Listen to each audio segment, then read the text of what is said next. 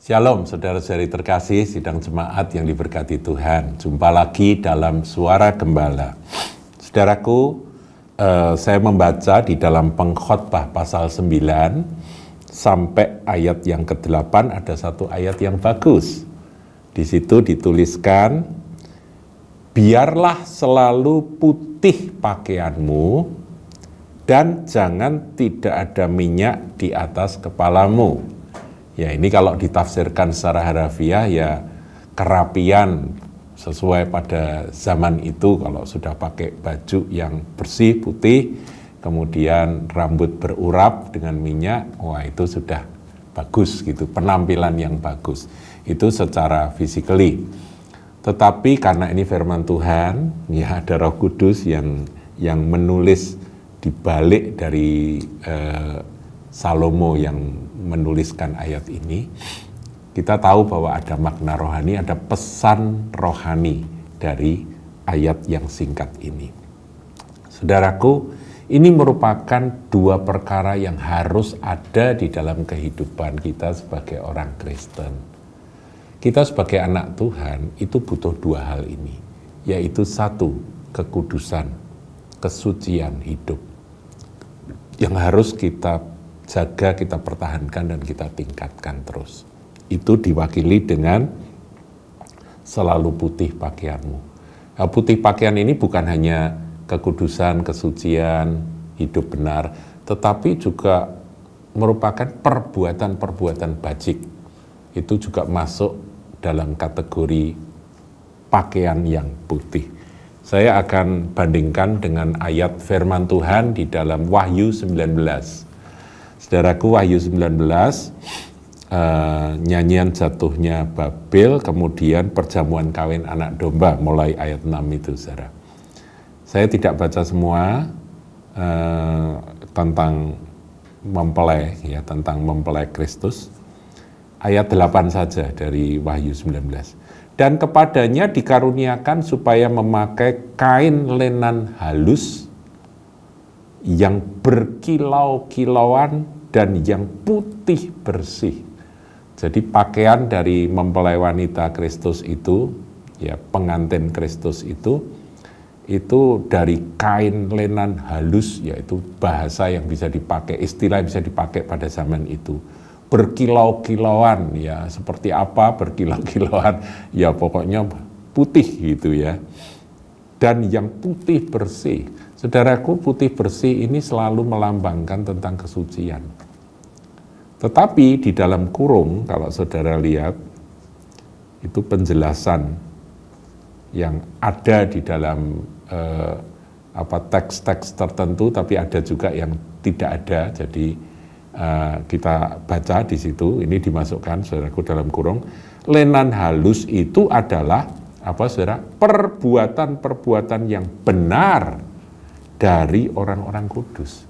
Jadi kalau kembali kepada Pengkhotbah 9 ayat 8, biarlah selalu putih pakaianmu itu, kita ini sebagai pengantin Kristus, kita ini harus menjaga kesucian, kekudusan, tetapi juga perbuatan-perbuatan benar dari mempelai Kristus, dari anak-anak Tuhan ini, saudaraku. Jadi setiap perbuatan benar yang kita lakukan, perbuatan benar, tapi dulu terjemahan yang lain perbuatan bajik, begitu ya, benar, bajik, yaitu pasti, saudaraku ya, itu masuk kategori pakaian putih, kesaksian kita.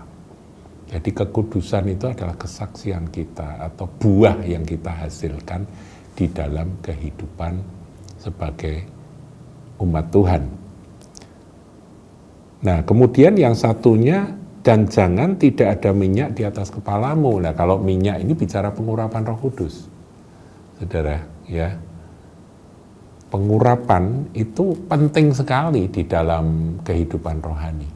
Sebab tak oleh kuat, tak oleh gagah, tapi oleh Rohku, kata Tuhan. Ketika kita diberi tugas oleh Tuhan, kalau kita melakukannya dengan kekuatan kita sendiri, maka kita akan kelelahan dan kita pasti akan gagal. Karena ayat tadi, saudaraku, tak oleh kuat, tak oleh gagah, tapi oleh rohku, kata Tuhan. Itulah pengurapan. Ketika Daud diurapi oleh Nabi Samuel, ya waktu itu Daud masih seorang remaja ya, dia diurapi dengan dituang minyak sebagai lambang pengurapan itu, berkuasalah roh Allah atas Daud. Ngerti ya saudaraku ya?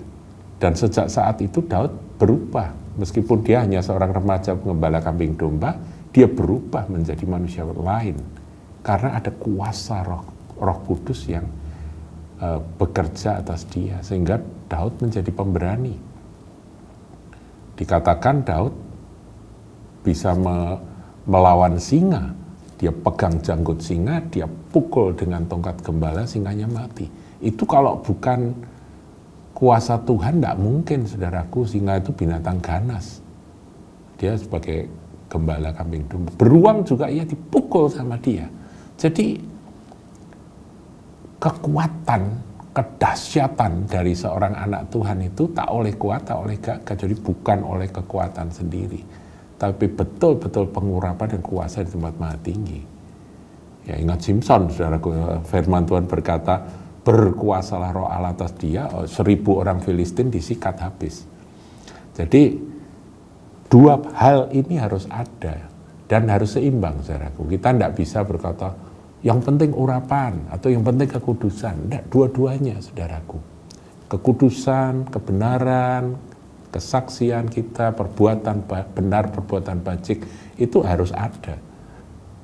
Itu buah. Tetapi ini karunia-karunia ini kita butuhkan, saudaraku, ya di dalam menjalani hidup sebagai anak Tuhan. Jadi kalau Anda hari ini mendengar firman ini, Anda merasa, Tuhan, aku ini kalau soal kebajikan aku ini memang terus melakukan, aku hidup benar, hidup kudus, aku menjaga, aku merasakan itu, Tuhan tolong sehingga aku bisa terus bertumbuh di sana. Bagus, itu pakaian putih. Harus dijaga, ya dikatakan selalu putih pakaianmu, semakin berkilau semakin indah.